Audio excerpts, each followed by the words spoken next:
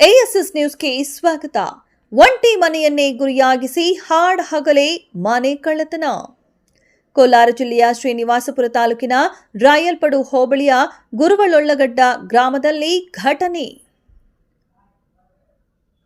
ಲಕ್ಷಾಂತರ ರೂಪಾಯಿ ಚಿನ್ನ, 70,000ಕ್ಕೂ ಅಧಿಕ ಹಣ ಕಳ್ಳತನ. ಮನೆಯಲ್ಲಿ ಯಾರೂ ಇಲ್ಲದನ್ನ ಗಮನಿಸಿ ಕಳ್ಳತನ ಮಾಡಿರುವ ಚಾಲಾಕಿಗಳು. 2 ನೆಕ್ಲೆಸ್, 70,000ಕ್ಕೂ ಅಧಿಕ ಹಣ ಹಾಗೂ ಜಮೀನು ದಾಖಲೆಗಳು ಹೊತ್ತೊಯ್ದಿರುವ ಖದೀಮರು. ಗುರುವಳೊಳ್ಳಗಡ್ಡ ಗ್ರಾಮದ ಆನಂದಪ್ಪ ಎಂಬುವವರಿಗೆ ಸೇರಿದ ಮನೆ. ಗೌನಿಪಲ್ಲಿ ರಾಯಲ್ಪಡು ಮುಖ್ಯ ರಸ್ತೆ ಪಕ್ಕದಲ್ಲಿಯೇ ಇರುವ ಮನೆ. ಸ್ಥಳಕ್ಕೆ ಕೋಲಾರ ಅಡಿಷನಲ್ ಎಸ್ಪಿ ಜಗದೀಶ್, ಶ್ವಾನದಳ ಹಾಗೂ ಬೆರಳಚ್ಚು ತಜ್ಞರು ಭೇಟಿ ಪರಿಶೀಲನೆ. ರಾಯಲ್ಪಡು ಪೊಲೀಸ್ ಠಾಣಾ ವ್ಯಾಪ್ತಿಯಲ್ಲಿ ಸದ್ಯ ಘಟನೆ. ವರದಿಗಾರರು Arun Kumar HM, ASS news.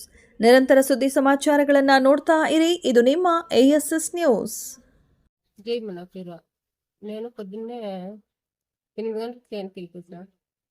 9 గంటల దాకా ఉన్నాను రాయపడుకున్నాడు. మళ్ళీ 9 గంటల 11 గంటలకు ఇంటికొచ్చున్నాడు. మళ్ళీ మా పాప ఫోన్ చేసా, ఇట్లా అయిపోయింది రా నేను ఏమేమైంది? 9 నకిలీస్ ఇబ్బంది అయ్యాయి. కాసులు 60-70 దాకా ఉంటాడు. ఇట్లా తెలియదు ఎత్తుకుని వెళ్ళిపోయాడు. ఎవరు లేరమ్మా ఇంట్లో? ఎక్కడ పోయినారు అందరూ? నేను చేనుకు వింటే మా యజమాని రైలు పడి విన్నాడు. మీకు ఎవరిపైన అనుమానం ఉందా?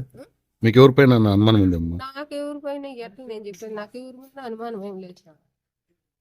ఎవరి మీద? మాది ఊరే గురువుల గడ్డ.